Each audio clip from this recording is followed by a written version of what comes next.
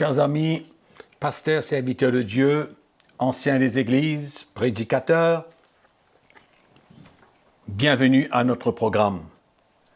C'est une vraie grâce de pouvoir partager l'Évangile avec vous, en espérant que cela vous aide à servir le Seigneur, cela vous aide à prendre votre responsabilité en tant que responsable d'Église. Et nous prions que le Saint-Esprit nous éclaire encore aujourd'hui et que ce soit encore une pierre ajoutée à notre édifice, à notre vie, pour pouvoir mieux servir le Seigneur avec efficacité. Aujourd'hui, je vais vous parler comment nous sommes appelés à chercher l'intérêt du peuple de Dieu avant tout. Chercher l'intérêt du peuple de Dieu avant tout. Cela doit être la motivation, l'attitude, le moteur qui nous pousse à répondre à l'appel de Dieu. Parce que Jésus a dit qu'il bâtissait son Église, et son Église, c'est le peuple de Dieu, c'est nos frères, c'est nos sœurs. Et nous, en tant que serviteurs de Dieu, nous devons chercher premièrement et avant tout l'intérêt du peuple de Dieu et non pas notre intérêt. Allons ouvrir notre Bible aujourd'hui dans l'épître de Pierre, la première épître de Pierre au chapitre 5.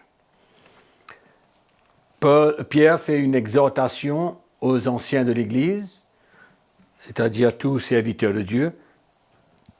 Au verset 1, il dit, « Voici les exhortations que j'adresse aux anciens qui sont parmi vous, moi, ancien comme eux, témoin des souffrances de Christ et participant de la gloire qui doit être manifestée. » Voilà maintenant son exhortation.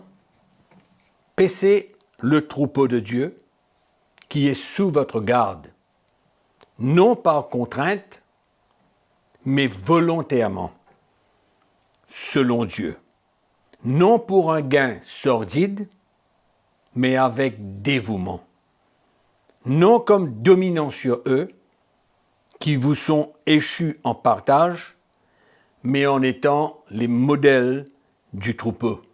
Et lorsque le souverain berger paraîtra, vous obtiendrez la couronne incorruptible de la gloire. »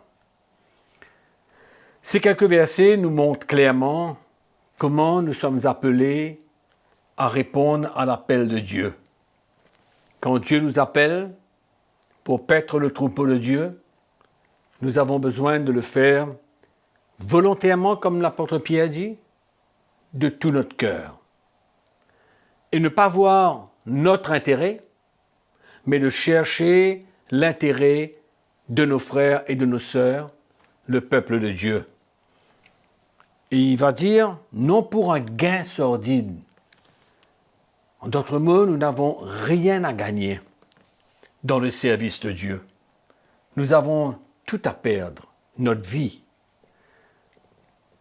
tout ce que nous possédons, tout ce que nous sommes. Nous devons l'offrir en sacrifice pour que le peuple de Dieu puisse bénéficier. C'est clair, ces quelques versets de l'apôtre Pierre. Avec dévouement, être dévoué de tout notre cœur. Nous n'avons rien à gagner dans le service de Dieu. Et il dit, ce sont ceux qui vous sont échus en partage afin de pouvoir être les modèles du troupeau de Dieu. Voilà la motivation, l'attitude, le cœur que nous avons besoin d'avoir. C'est le cœur du Seigneur. Être ancien, être un berger. Jésus, c'est le bon berger et nous savons son cœur pour nous, son cœur pour l'Église, pour les frères et les sœurs. Et nous avons besoin de transporter le même cœur. C'est le don de notre vie, ne cherchant rien en retour, mais en sacrifiant nos vies pour le troupeau de Dieu.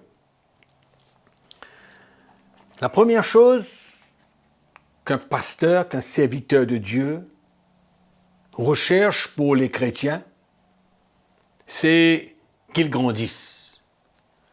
Qu'ils grandissent dans la maturité, maturité spirituelle, qu'ils deviennent comme des hommes faits, qu'ils soient établis,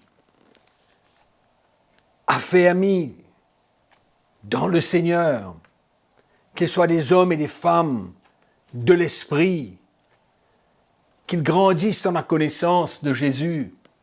C'est ça notre motivation. Ce n'est pas simplement venir prêcher la parole de Dieu, mais chercher à ce que le peuple de Dieu grandisse dans la maturité. Dans l'épître de Paul aux Colossiens, au chapitre 1er, nous lisons l'apôtre Paul au verset 24. Paul dit « Je me réjouis dans mes souffrances pour vous et ce qui manque. Aux souffrances de Christ, je l'achève en ma chair pour son corps qui est l'Église. » C'est d'elle que j'ai été fait ministre, selon la charge que Dieu m'a donnée auprès de vous, afin que j'annonce pleinement la parole de Dieu, le mystère caché de tout temps, et dans tous les âges, mais révélé maintenant à ses saints, au peuple de Dieu. Dieu a voulu leur faire connaître la glorieuse richesse de ce mystère parmi les païens, savoir Christ en vous, l'espérance de la gloire.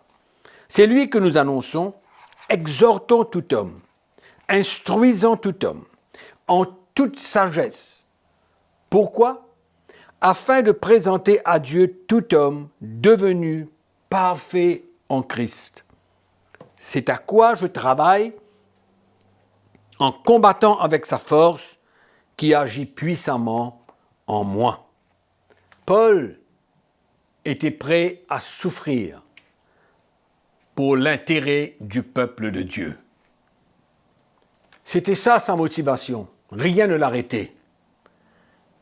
Il dit ici, ce qui manque aux souffrances de Christ, je suis prêt à l'achever dans ma chair pour l'Église, pour le peuple de Dieu, pour les chrétiens, nos frères et nos sœurs. C'est l'attitude que nous, les serviteurs de Dieu, nous devons avoir pour l'intérêt du peuple de Dieu. Pourquoi ? Pour qu'il grandisse. La maturité. Présenter à Christ, à Dieu, tout homme devenu parfait en Christ. Et je crois que ce but, cette vision, ne doit pas nous quitter. Et si il n'y a pas cette vision, ce but dans notre vie en tant que pasteur, nous avons passé à côté. On n'a rien à gagner, je répète. Ce n'est pas un travail, c'est un appel. C'est très important de comprendre cela.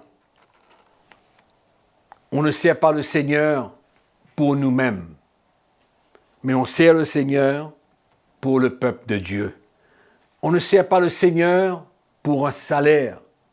Non, même s'il n'y en a pas de salaire et que nous avons l'appel de Dieu dans notre vie, nous servons le Seigneur volontairement de tout notre cœur afin que le peuple de Dieu arrive à maturité, qu'il soit prêt à affronter toute épreuve, toute persécution, toute situation difficile. C'est là notre mission. C'est là notre appel en tant que serviteur de Dieu. Ce n'est pas une question simplement de chercher un message dans la parole de Dieu, mais il doit y avoir une motivation à l'intérieur de nous. Et si nous cherchons un message dans la parole de Dieu, si nous cherchons à prêcher l'Évangile, c'est toujours pour l'intérêt, pour chercher l'intérêt du peuple de Dieu et de nos frères et de nos sœurs. Dans 2 Corinthiens chapitre 13, nous lisons au verset 9.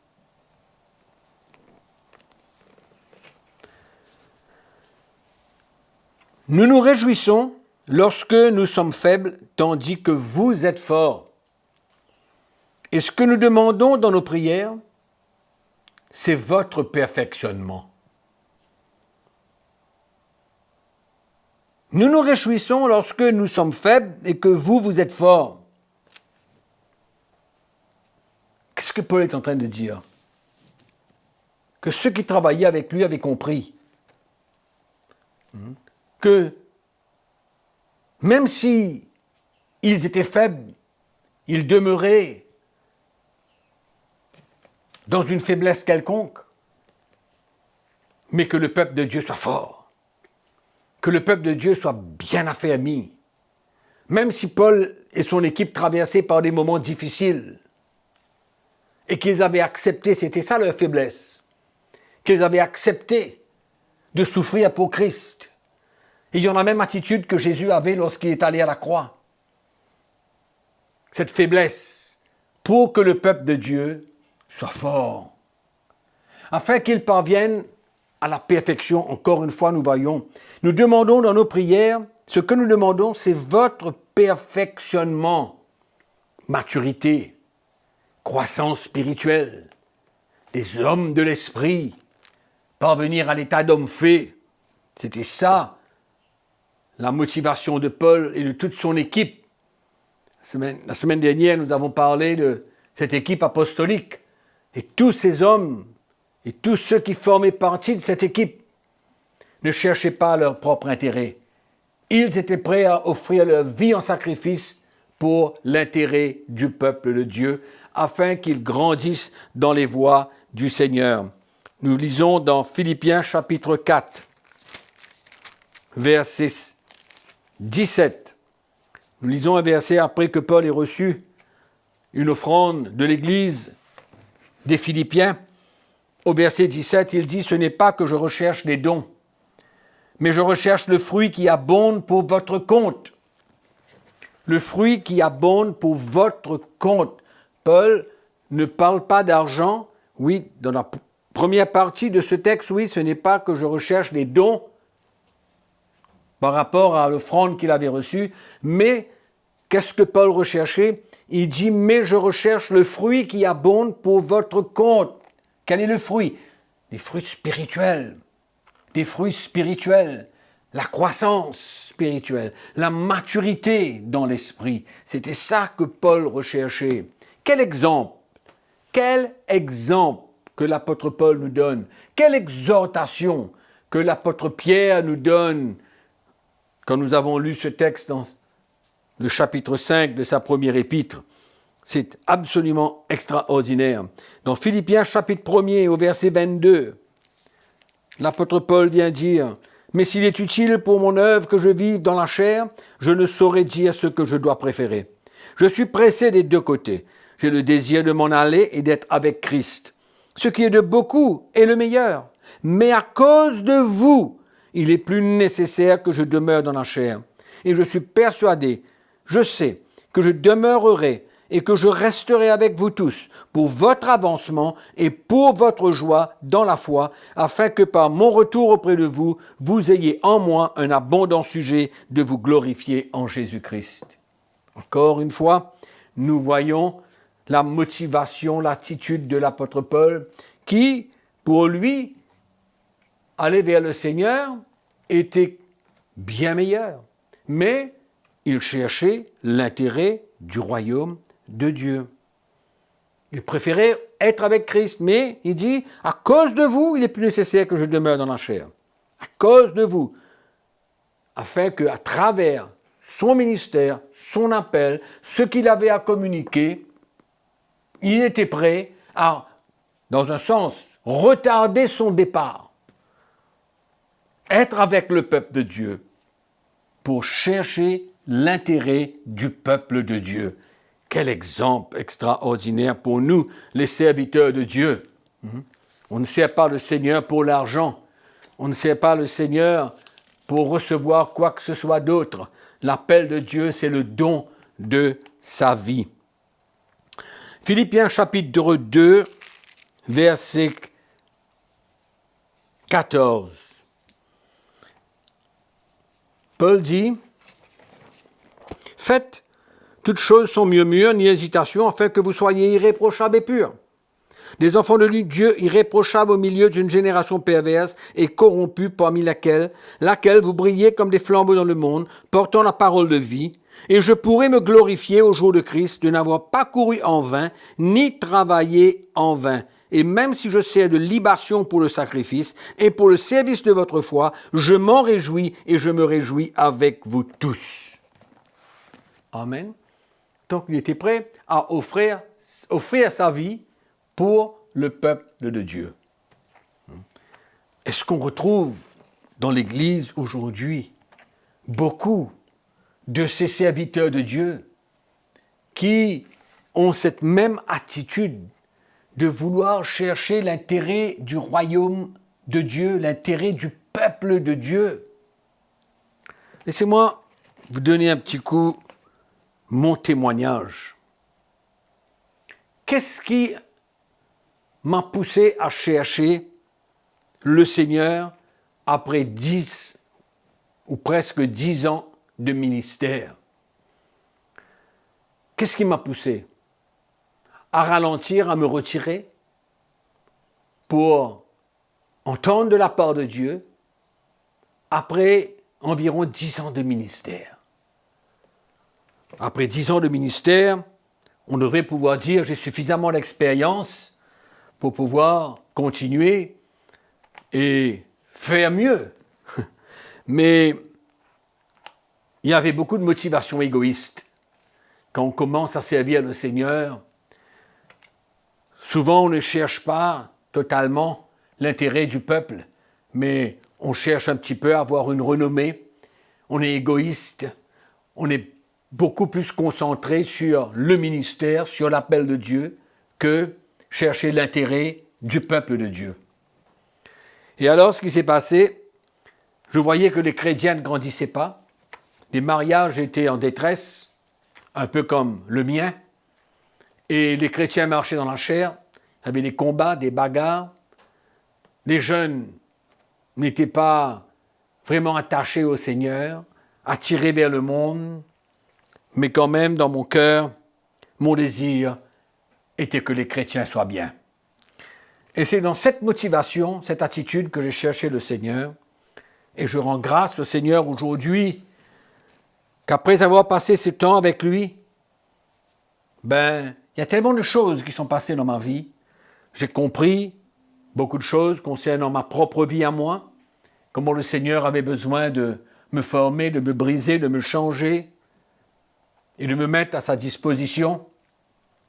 Mais en même temps, j'avais aussi compris que l'appel de Dieu était sérieux, que l'appel de Dieu était profond, que c'était une grâce d'être appelé au service de Dieu et que la motivation était et devrait être pour l'intérêt du peuple de Dieu, des chrétiens, de nos frères et de nos sœurs. C'était ça mon désir.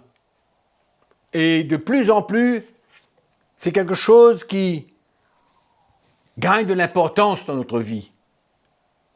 C'est chercher le bénéfice, l'intérêt de nos frères et de nos sœurs plutôt que notre propre intérêt. C'est pourquoi je disais tout à l'heure qu'on ne sert pas le Seigneur pour nous-mêmes, pour avoir une renommée. On ne cherche pas à gagner quelque chose. Peut-être pas à beaucoup de serviteurs de Dieu aujourd'hui, pasteurs, qui sont dans le ministère pour beaucoup de raisons. C'est pourquoi ces moments que nous avons ensemble, c'est afin que nous puissions nous examiner. Voir un peu où nous sommes, voir un peu dans quel état que nous servons le Seigneur. Qu'est-ce qui nous pousse? Quelle est notre motivation vraiment? Quel amour que nous avons pour le peuple de Dieu? Est-ce que nous voulons vraiment leur bien-être? Est-ce que nous voulons vraiment le meilleur pour eux avant nous-mêmes? Toutes ces choses, c'est bien que nous puissions, allons dire, entrer un peu en nous-mêmes et regarder un petit peu quelle est l'attitude que nous avons dans le service de Dieu. On peut courir, faire beaucoup de choses, préparer beaucoup de choses, prier, jeûner. Mais quelle est la vraie motivation? Je crois que, comme Paul dit dans l'Épître aux Corinthiens, examinez-vous vous-même pour voir si vous êtes toujours dans la foi. Paul parlait de l'œuvre de Dieu qui avait besoin de se passer dans notre vie, qu'on ne pouvait pas arrêter, examiner, afin de pouvoir voir si vous êtes toujours dans la foi. Si on a la même attitude de cœur. Donc il y a cette maturité que le serviteur de Dieu doit rechercher pour le peuple de Dieu. Et la deuxième chose que je vais vous parler, c'est si on sert le Seigneur, c'est pour prêcher la vérité. La vérité, pourquoi? Parce que le peuple de Dieu a droit à entendre la vérité de Dieu, la parole de Dieu, la révélation de la parole de Dieu, la doctrine de Christ, la pure doctrine de Christ. Dans 2 Corinthiens chapitre 13, nous avons lu le verset 9, mais on va lire le verset 8. Le verset 8 nous dit « Car nous n'avons pas de puissance contre la vérité. Nous n'en avons que pour la vérité. » Amen. Nous n'avons pas de puissance contre la vérité, mais nous n'en avons que pour la vérité. Et c'est ça que les serviteurs de Dieu doivent prêcher. La vérité toute entière. Non pas une partie, non pas ce que les gens disent, non pas ce que tel serviteur de Dieu prêche, mais prêcher la vérité de la parole de Dieu, demeurer dans la limite des Écritures et ne pas s'éloigner des Écritures. C'est ça qui est important. Et Paul, il dit clairement ici qu'il a la puissance pour la vérité et non pas contre la vérité. Amen. Dans Actes chapitre 20, regardez ce que Paul dit. Après avoir appelé les anciens de l'Église d'Éphèse, Paul était à Milet. Il fait venir les anciens de l'Église et voilà ce qu'il leur dit au verset 26. C'est pourquoi je vous déclare aujourd'hui que je suis pur du sang de vous tous. Car je vous ai annoncé tout le conseil de Dieu sans en rien cacher. Paul n'a pas caché la vérité. Paul a prêché la vérité. Il dit maintenant, je suis pur du sang de vous tous, je n'ai rien à me reprocher, je vous ai tout dit, tout le conseil de Dieu, vous connaissez tout, vous connaissez toute la vérité, et rien que la vérité. Amen. Paul cherchait l'intérêt du peuple de Dieu, et il savait que c'est la vérité que le peuple de Dieu avait besoin. La vérité n'est pas toujours facile à prêcher et dure souvent à entendre. Mais Paul n'était pas concerné par la réaction des gens. Paul était un défenseur de la vérité. Il défendait la vérité partout. C'était sa motivation, c'était ce qu'il recherchait. Et il disait dans l'Épître aux Galates, au chapitre 1er, dans le verset 10, Paul dit « Et maintenant, est-ce la faveur des hommes que je désire ou celle de Dieu? Est-ce que je cherche à plaire aux hommes? Si je plaisais encore aux hommes, je ne serais pas serviteur de Dieu. » Paul était limité par la révélation de l'Évangile qu'il avait reçu. Et il n'est pas question pour lui de cacher la vérité. Non, mais il prêchait, il parlait, il enseignait, il exhortait la vérité de l'Évangile. Il était prêt à confronter. Il a même confronté l'apôtre Pierre dans l'Épître aux Galates. Il confrontait pas la vérité. Pourquoi? Pour garder le peuple de Dieu dans la vérité, sur le chemin de la vérité. Paul avertissait les chrétiens contre les hérésies, contre les fausses doctrines. Pourquoi? Pour l'intérêt du peuple de Dieu. Non pas pour lui, pour l'intérêt du peuple de Dieu. Et c'est ça, nous les serviteurs de Dieu, que nous avons besoin de comprendre. S'il nous faut redresser notre route, il ne faut pas avoir peur, il faut prêcher la vérité. Si nous étions engagés, plongés, noyés dans une certaine doctrine dans le passé et que maintenant le Seigneur nous révèle la vérité, qu'est-ce qu'il faut faire? Il ne faut pas avoir peur, il faut prêcher la vérité et ne rien en cacher. Ça, c'est la motivation de l'apôtre Paul. Paul combattait pour la liberté des chrétiens. La liberté. Le bien-être des chrétiens, c'était qu'ils soient libres. La liberté est un grand cadeau. Grand cadeau. Et dans Galates chapitre 5, verset 1, l'apôtre Paul dit, c'est pour la liberté que Christ nous a affranchis. Il dit, demeurez fermes, ne vous laissez pas mettre de nouveau sous le joug de la servitude, de l'esclavage, de la loi. Non. Paul combattait la vérité. Paul défendait la liberté. Pourquoi? Pour le bien-être du peuple de Dieu. Paul voyait toujours le peuple de Dieu en premier. Et c'est ça que nous avons besoin, mes chers frères. Amen. Soyons des vrais bergers. Soyons des vrais anciens. Soyons des vrais serviteurs de Dieu. Et cherchons premièrement l'intérêt du peuple de Dieu. Comme l'apôtre Pierre nous a encouragés dans sa première épître au chapitre 5 et à partir du verset 1. C'était le verset que nous avons lu au début. C'est mon encouragement aujourd'hui pour chacun d'entre nous, le peuple de Dieu. Notre motivation, c'est chercher l'intérêt du peuple de Dieu en premier.